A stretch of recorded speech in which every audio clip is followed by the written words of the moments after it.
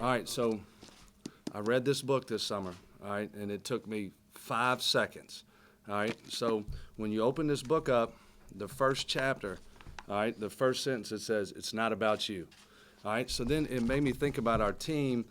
So my message to our team was, if you give once, you'll get back twice. So if they pour into each other, this university, this community, there's enough talent in the room that they got a chance to do something special. So then you start thinking about last year, we got 3 starters coming back and our most improved player. So we got Michael Moreno, who you just talked to. He was second in the country in three-point field goal percentage. In high school, he didn't even shoot threes. You know, so his growth and his development since he's been here has been remarkable. Then you look at Robb. Robb, he was second on our team in assists and led our team in steals. He tied an EKU record most steals in the game. We've been playing basketball here for 112 years. That's a long time. That's older than Weber Hamilton. And then you think about Kurt Lewis, who I told you guys I thought Kurt Lewis is the most underrated player of the city of Louisville in the last 10 years. And you saw what he did as a freshman. And so, you know, these guys got off to the best start in EKU since in 74 years. They had the highest non-conference winning percentage in 72 years. 7 losses is the fewest losses in 56 years. You know, they had the highest winning percentage in 56 years. They ranked top 50 in the country in 14 categories. We finished number 1 in steals, number 2 in forced turnovers, number 8 in scoring, number 10 in threes, and number 15 in assists. And you know, I heard somebody ask Michael and Cooper about the excitement around the program. So I'll tell you where it is. In 3 years, we broke 18 school records, all right? We're going to break our 19th school record before we even play a game. In 1982-83, Max was the coach here, and they set the school record most season tickets ever sold. And we're on track, we're on pace to break that before we even play a game.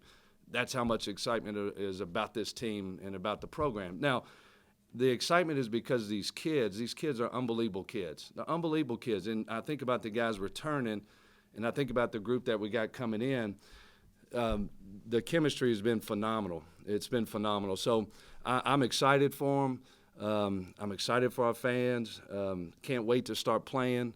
It's not going to be perfect when we start. It wasn't last year. We just, you know, we caught some breaks early on and made me look like a really good coach.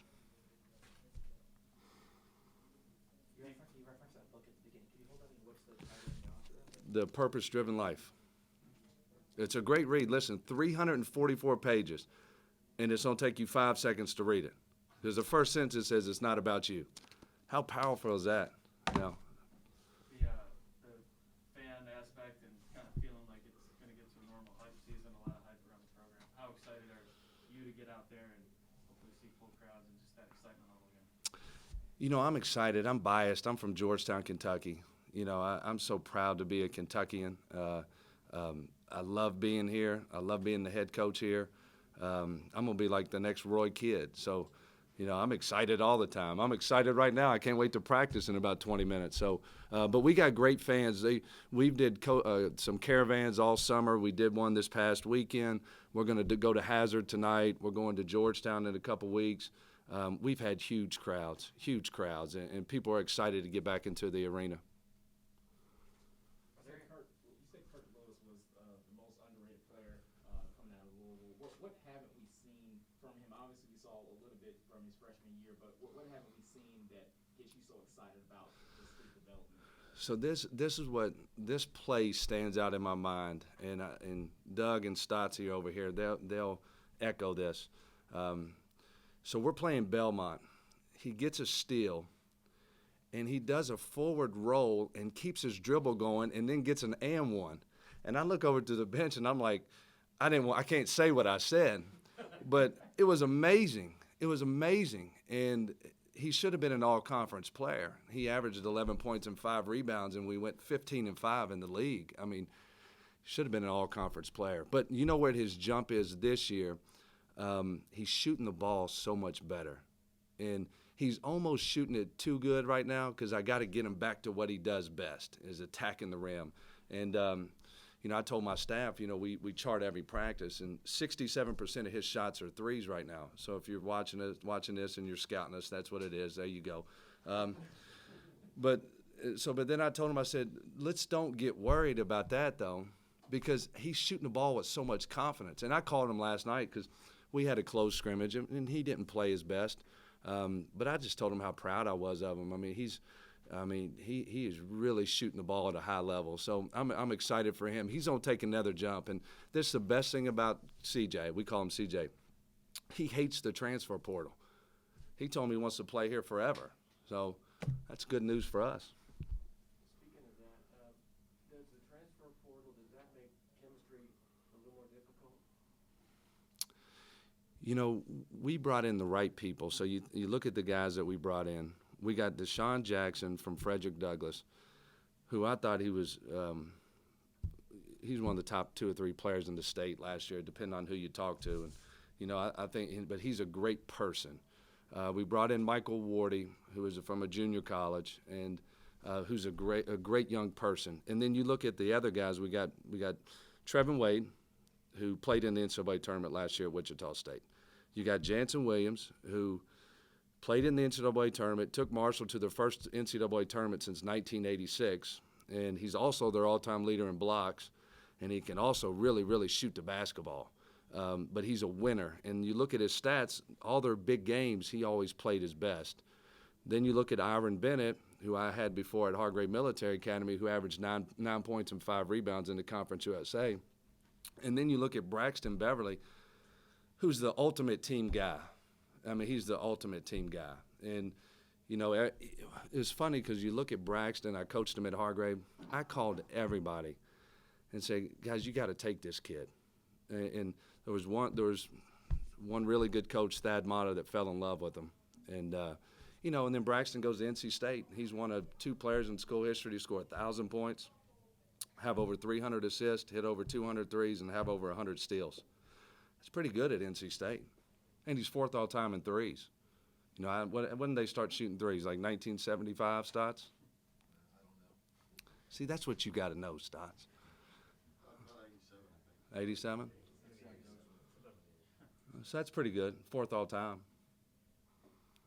You were talking about Braxton. It's kind of funny if you say he played in the Sweet 16 a decade ago as a middle school guy. He's been around so long. What does that experience and that maturation from him bring to you and to this team? Because he is another coach on the floor in a lot of ways. And I'm going to say this, and you're going to think I'm crazy, but this is what I tell people. He's like he's our version of Tom Brady, the way he takes care of himself. I mean, he's the first guy in the training room. He's stretching before practice. He's foam rolling. They got all these different things that you do now. He's in the training room after practice. He goes to bed early. He gets up early. I mean, he lives in the gym. He's got all A's in the classroom. He has no distractions. I mean, it's actually pretty amazing what that kid does. It really is. Somebody should follow him around and watch what he does on the daily basis. You'd be blown away. He got in 2 individuals today. I said, Braxton, you just got 1. He said, oh, Coach, I want to make 500 shots on my own. I'm like, okay, make 500 then, What's your all's main focus going into the ASUN conference this year? Our main focus right now is we want to be the best conditioned team in the country. We're going to be – the way we play really fast. We've been top 3 in the country in tempo since I've been here. The hard thing for us is when you play this way, and if you look at us, in the beginning of the year, we don't shoot great. So we're pushing right now to become the best conditioned team that we can possibly become. And then we'll worry about the conference when we get there. But, we got to win games early because we play harder than our opponent, and our style's different. And then as the year goes on, and if you watch our guys, they'll start shooting it, better as the year goes on. Like if you look at Kurt Lewis, at one time last year, he was 3 for 17, wasn't he, Stotts? And Cooper was shooting 14%, and I kept telling people, Cooper can shoot. It just takes a while to get used to playing like we play. When you look at Cooper defensively, from the stands, he doesn't seem to get into a hurry ever, but he's always around the ball. Back tips, deflection steals. What makes him such a good defender when he's not overly fast and appears to be overly aggressive. He's so tough. But listen, like, he's got his own rules here on defense. Like, he does some stuff, and I look over at the staff. I said, "Did you guys teach him that? Where the heck did he learn that at?" But his instincts, his IQ, his feel for the game on that end is through the roof. It's through the roof. So I just kind of let him do his own thing most of the time. You know, sometimes he plugs a gap, sometimes he doesn't, sometimes he denies, and I'm like, all right, it's working, so keep doing it. What should fans and even other teams expect out of you guys that most exciting 40 minutes? What's this team going to look like when they get out on the court? What should people expect from you? We're going to look a lot older. Our average age is 23. So if you look at where the season ended last year, we'd be top 25 in age. So we're an older group. We're an experienced group. I think we're going to be fun. I think we'll be a fun team to watch. Our new guys, our fans are going to love our new guys that like they love Michael and Kurt and Cooper and all those guys. They're going to fall in love with them. They're special young people. And I love all my guys, but this is a special group we got. And what does that most exciting 40 minutes look like? And, they mentioned, they're going to get out and run. They bring the energy nonstop. What is that going to look like? We're going to shoot a lot of threes. You're going to scratch your head when teams get layups and beat our press. And I'm going to, tell you sometimes that's going to happen. But, look, our goal is we want to lead the country in scoring. We want to lead the country in threes. We want to lead the country in assists. We want to lead the country in steals. We want to lead the country in forced turnovers. And when I say it, I know I get it. It sounds a little crazy. But last year we were number 8 in scoring. We were number 10 in threes, 15 in assists, number 1 in steals, and number 2 in forced turnovers. That's the brand that we're building here. Now, when that all happens, something special is going to happen. How important to you is that brand, just the fact that, when someone thinks of most exciting 40 minutes in basketball, and maybe they're not from here, at least hearing about EKU in passing, that they kind of associate the two things, just building up that brand and getting an identifiable thing with your program? I believe this, and I'm always going to believe this. I think any great team, any great organization, company, program, whatever it is, I think you got to have an identity, and I think you got to have a brand. And we established that the day I walked in the door. Now, it's taken us a while to get to where we are now. We just got to keep building on it. But we want everybody to have one of these. I brought bracelets for all of you guys. As long as you don't have a recruitable son, you can have one. It's crazy to think you broke all those records last year. You won 22 games. You lost 2 first-team all-conference players. And I think the consensus is this team has potential to be even better than that team. Yeah, we're gonna be a little bit different than that team, but there's more talent in that locker room, Nathan. There's more talent, and like you and I talked about this. I love Trey and I love Wendell, and I'm so proud of what they accomplished here. I'm so proud, and I wish them nothing but the best. But